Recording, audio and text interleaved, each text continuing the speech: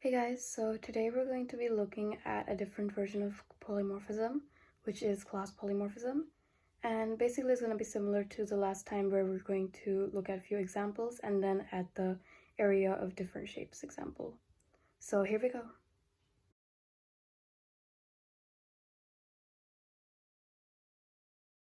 So today we're going to be looking at class polymorphism.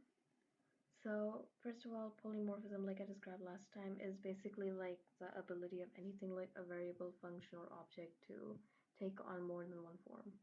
For example, is like the functions print and type.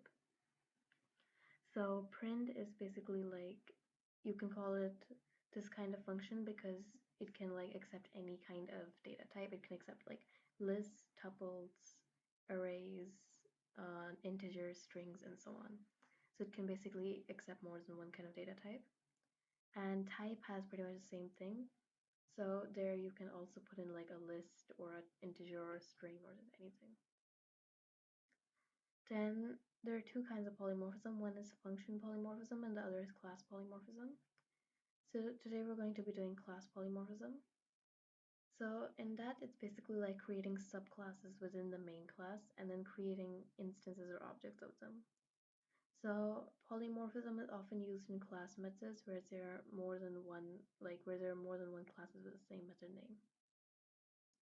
So here in this example, we're going to be looking at a new class called shape.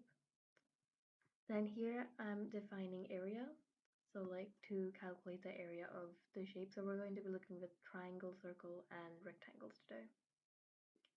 And after that, we have def print area. So the area of whichever shape it is based on whichever shape it is. So then here I have def init and then the name, so self.name is equal to name. Then here I'm making a new subclass of shape called rectangle. So in that I have the length, the width, and then the name. And these are basically like the dimensions, so the length times the width, and then like there's the name. So after that, I'm using the super function, and then here I'm basically doing like self.length is equal to length and self.width is equal to width. So I'm basically defining the dimensions. Then here we have def area and then self. So here I'm returning like the product of, so basically I'm just multiplying the length and the width to get the area of the rectangle, and then I'm returning the product. Then after that, we're going to move on to circle. So here we have the same things, class circle. Then I'm defining like the init and then the radius comma name. Then after that, I'm using super function again, and then I have self.radius is equal to radius. So that's the only dimension we need for a circle. And then I have def area. So then return the radius times pi. So basically like pi r square. Then here I'm finally making a subclass called triangle. So here we have the height, the base, and then the name. So the dimensions I need for triangle's area is not only the height and the base. Then here I'm again using the super function, and then I'm doing self.height is equal to height and self.base is equal to base. So again, I'm defining the dimensions. And then using this again to return self.base times self.height divided by 2. Then after that, here I'm creating objects of all of the shapes. So here we have circle, so the radius is 8 and the name is circle.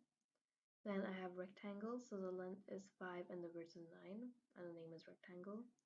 And then the height is 2, the base is 8 and the name is triangle. Then after that, I'm just getting like the area of all 3 of the shapes. And then I'm printing the area. So up here, if you remember, we had print area. So area of whatever name is whatever the area is calculated. And now I'll just run it. Then here we have the area of the circle. So so the radius was 8 in this case. So then the area of the triangle is 8 and the area of the rectangle is 45. And then we can like change it based on however we want. So then it's basically like depending on the dimensions, obviously, and then it basically just prints the area.